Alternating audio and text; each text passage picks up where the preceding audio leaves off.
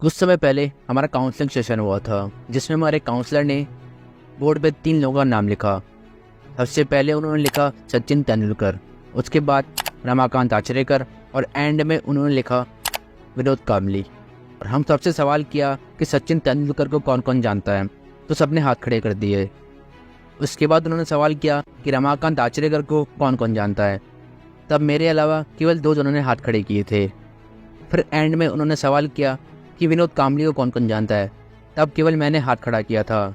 मेरे अलावा वहाँ पे उन्हें कोई भी नहीं जानता था। अब मैं आपको ये बातें क्यों बता रहा हूँ? दरअसल आप में से मैक्सिमम ऑडियंस विनोद कांबली को नहीं जानते होंगे। दरअसल विनोद कांबली और सचिन तेंदुलकर बचपन के दोस्त हैं और रमाकांत आचरेकर उनके गुरु यानी उनके कोच थे, जिन्होंने दोनों खिलाड़ियों को ट्रेन किया था।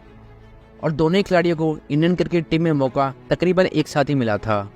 पर ऐसा क्या कारण रहा कि आज सचिन तेंदुलकर क्रिकेट के भगवान बन गए और विनोद कांबली एक गुमनामी की ज़िंदगी जी रहे हैं?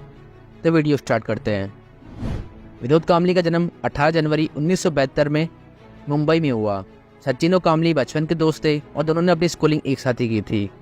दोनों ने अपना फ्यूचर क्रिकेट को चुना था और कोच रमाकांत आचरेकर ने दोनों खिलाड़ियों को सेम ट्रेनिंग दी थी।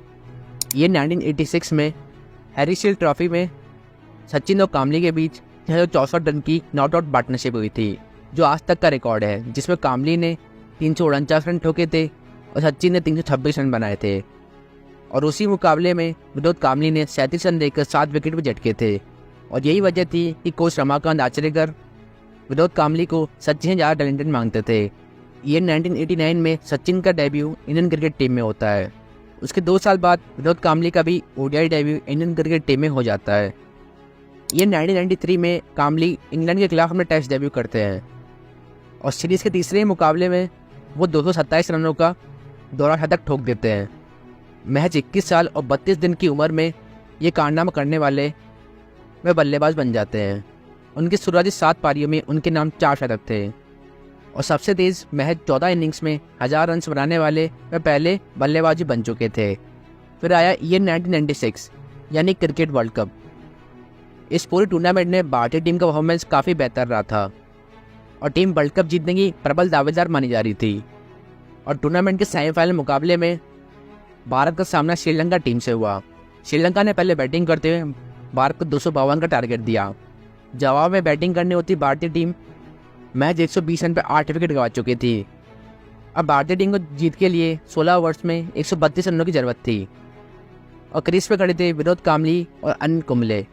तभी भारतीय टीम को मैच हारते देख फैंस ने स्टेडियम के स्टैंड पर आग लगा दी और खिलाड़ियों को तुरंत ही मैदान से बाहर भेजा गया। मैदान से बाहर ज़्यादा समय विनोद कांबली की आंखों में आंसू थे और बाद में श्रीलंका को यह मैच जिता दिया गया।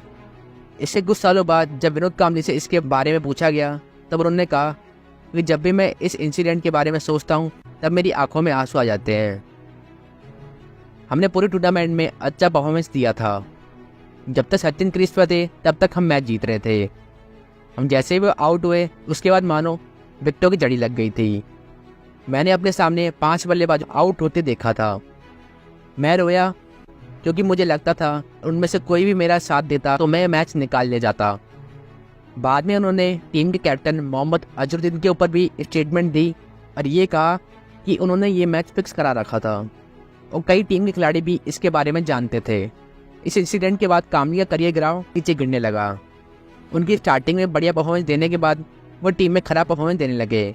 वो लगातार 22 मैचों में फेल रहे और इससे कई रीजन्स भी निकल कर आते हैं। दरअसल कुछ अर्ली सोर्सेज का कहना है कांबली को अर्ली स्टार्टअप मिलने के कारण वह उसे मेंटेन नहीं कर पाए। जहाँ सचिन और द्रविड़ जैसे खिलाड़ी अपना डिसिप्लिन रूटीन फॉलो करते थे और अपना डेली फोकस मैच प्रैक्टिस पर देते थे, वहीं कांबली फिटनेस और प्रैक्टिस में ध्यान नहीं देते थे और डेली पार्टीज में लगे रहते थे। और जब उनका करियर ग्राफ नीचे गिरने लगा और वे टीम इंडिया से बाहर होने लगे और तब भी उन्होंने कमबैक करने के लिए डोमेस्टिक मैचेस नहीं खेले। इसके बाद उन्होंने 9 बार इंडियन टीम में कमबैक करने की कोशिश की, पर वे हर बार फेल रहे। दूसरी तरफ इनके फ्रेंड सचिन तेंदुलकर अपने करियर में पीक पे आ गए और उन्होंने अपने करियर में कई सारे माइलस्टोन अचीव किए। जब सचिन से उनके दोस्त के बारे में पूछा गया तब उन्होंने ये जवाब दिया कि हम दोनों का लाइफस्टाइल, रूटीन और स्वभाव बिल्कुल अलग अलग था। साल 2009 के रियलिटी शो सच के सामने में कांबली ने कहा कि उनके साथ टीम में डर्टी पॉलिटिक्स खेली गई, और जब वे अपने बुरे फेस में थे तब सचिन ने भी उनकी कोई मदद नहीं की। सचिन ने अपने रिटायरमेंट स्पीच में भी कामली का नाम तक नहीं लिया था। तब भी कामली काफ़ी उदास नजर आए। विनोद कामली की लाइफस्टाइल के बारे में बात करें तो उनकी पहली पत्नी नोएला लेविस से उनका डाइवोर्स हो गया। उनकी दूसरी पत्नी एंड्रिया हैविट है।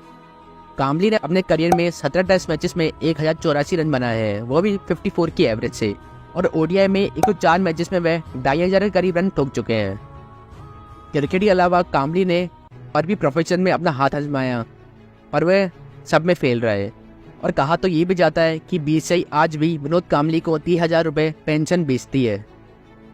पर मेरा आप लोगों से बस यही सवाल है कि बीसीसीआई आकाश चोपड़ा को कमेंट्री करने का मौका दे सकती है, क्या वो यही मौका विनोद कामली को नहीं दे सकती? आपका क्या कहना है इसके ऊपर? हमें कमेंट सेक्शन में ज़रूर बताइए, और ऐसी वीडियोज़ के लिए चैनल को सब्सक्राइब कर दीजिए।